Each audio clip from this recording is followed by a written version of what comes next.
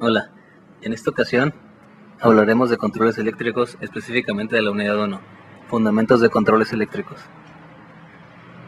Una pequeña introducción. La palabra control significa gobierno, mando de regulación, es decir, el poder establecer acciones deseadas. En el caso del control de motores, significa accionar estos momentos y de forma determinada para ejecutar trabajos productivos. De la forma más lógica, ordenada y segura posible, para controlar motores necesitamos una serie de aparatos e instrumentos que cableados de forma adecuada nos permiten arrancar, parar, invertir, variar de velocidad, etc. En una forma segura y eficiente. A este conjunto de elementos los conocemos como un sistema de control. Vamos a hablar de los contactores y arrancadores. Contactores. Estos es un interruptor accionado electromagnéticamente diseñado para abrir y cerrar un circuito de potencia.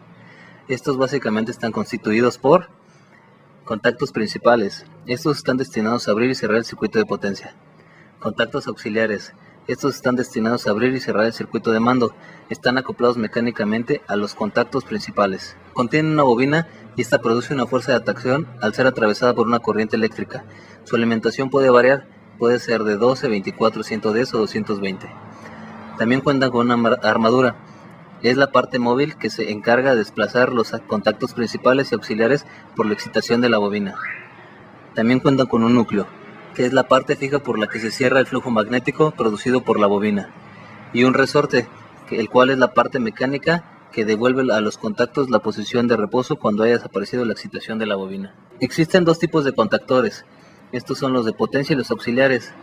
Los de potencia tienen generalmente tres contactos principales y por lo menos un contacto auxiliar, y su aplicación es en control de cargas de potencia.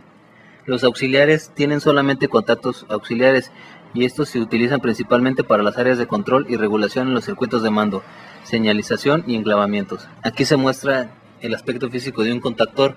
Este es un contactor trifásico alimentado con una bobina de 227 volts. Arrancadores. Estos son reguladores cuya función principal es la de poner en marcha y acelerar un motor. Por tanto, reduce la corriente de arranque del motor, lo cual es mucho más grande que la carga nominal. Esto evita daños a la instalación eléctrica y asimismo al motor. Existen dos tipos de arrancadores, los manuales y los automáticos. Algunos arrancadores manuales son los de 3 bornes y 4 bornes, y algunos automáticos son por aceleración de tiempo fijo y por aceleración por limitación de corriente. La gran diferencia entre los manuales es que se necesita un operador para hacer los cambios de resistencia o secuencia de conexión en el arranque, mientras que en los automáticos no. Los arrancadores manuales son más sencillos y baratos, tanto en construcción como en mantenimiento. También el tiempo en secuencia de conexión puede variar a la merced del operador. Estos son más compactos y de menor peso. Pero los automáticos también tienen sus ventajas, como menor agotamiento hacia los operadores, ya que estos no tendrán que hacer manualmente los cambios, poco conocimiento requerido para el operarlos, ya que tienen interfaces muy amigables y sobre todo que el sistema de control puede estar a distancia del arrancador, reduciendo peligros contra el operador. Vamos a hablar de los relevadores electromecánicos. Estos son unos interruptores electromagnéticos que se emplean como dispositivo auxiliar en los circuitos de control de arranques de motores.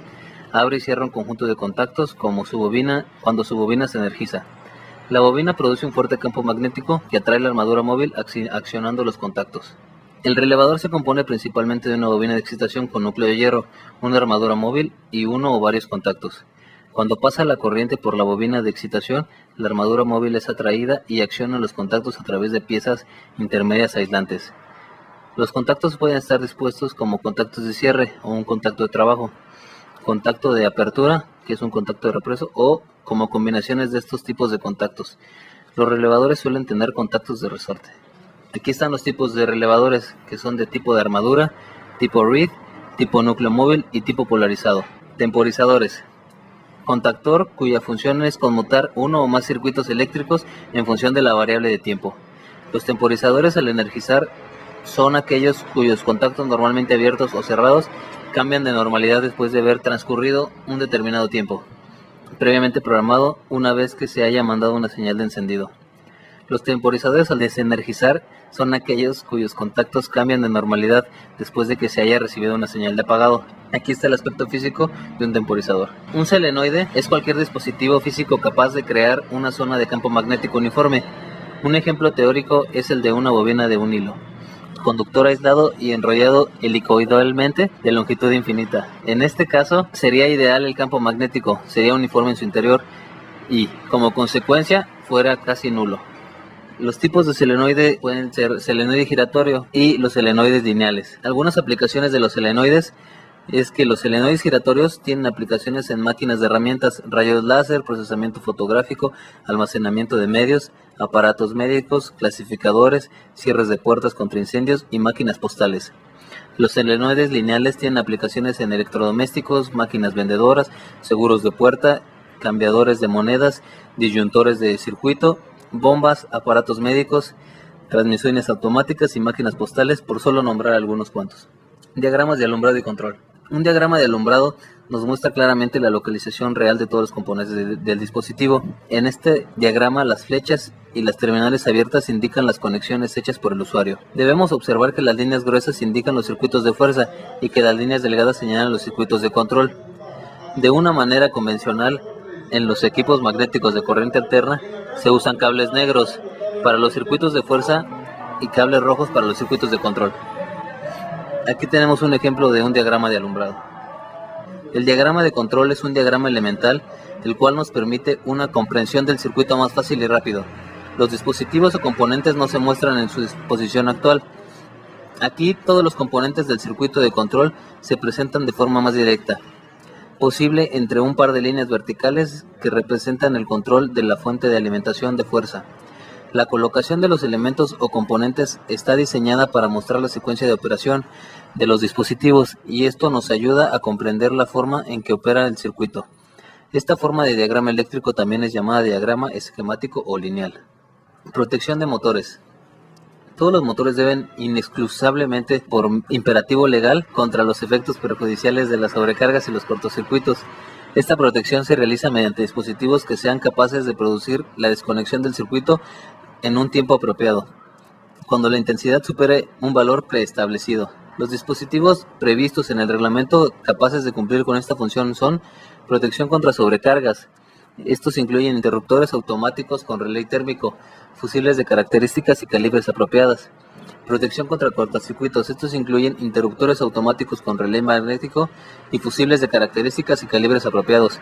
Y la protección contra fallas a tierra, que son los dispositivos diferenciales. La protección contra sobrecarga se entiende que cuando un circuito está afectado por una sobrecarga, cuando los valores de sus intensidades alcanzan valores elevados que las correspondientes a su valor nominal, pero sin exceder demasiado de él aparte. No se produce de forma instantánea, permitiendo al circuito adaptarse a los cambios. No son por tanto demasiado perjudiciales, siempre que su duración no permita que se alcancen temperaturas admisibles en los aislantes de los circuitos. Es más, para una correcta utilización de las instalaciones y máquinas, es bueno que los dispositivos de seguridad permitan en cierto modo y durante un tiempo determinado estas sobrecargas, evitándose así desconexiones indebidas que perjudicarán el normal funcionamiento del arranque de los motores. Protecciones contra cortocircuito. Los cortocircuitos son defectos que producen intensidades muy elevadas, con 5 veces la corriente nominal, pueden considerarse un cortocircuito franco. Bruscas. La elevación se produce en un intervalo de tiempo muy pequeño y destructivas. Los cortocircuitos ocurren en un circuito, desaparece toda parte de su impedancia, manteniendo la tensión prácticamente constante. Si por un error de conexión o fallo de aislamiento las terminales de la toma de corriente entran en contacto, la resistencia disminuirá a valores muy bajos, quedando la intensidad con un valor muy alto. Este valor tan alto de la intensidad producirá de inmediato dos efectos negativos, un efecto térmico y un efecto electrodinámico. Protección contra falla a tierra. Los interruptores con falla a tierra fueron desarrollados para proveer protección contra ese tipo de falla. Básicamente, estos dispositivos consisten de un transformador diferencial que detecta alguna corriente fluyendo a tierra y componentes de estado sólido que amplifican esta corriente suficientemente para activar el voltaje de operación de una bobina de disparo. Debido a que corrientes relativamente pequeñas a través del cuerpo pueden ser fatales, los interruptores con falla a tierra deben operar rápidamente a un nivel predeterminado de corriente, y su operación la produce una corriente directamente ligada a una bobina de disparo. Un interruptor de circuito por falla a tierra se instala para proteger contra un choque eléctrico y cumple una función muy diferente a un fusible o a un interruptor termomagnético. También puede proteger contra incendios ocasionados por fallas eléctricas, sobrecalentamiento de herramientas o electrodomésticos y daños al aislamiento de los cables.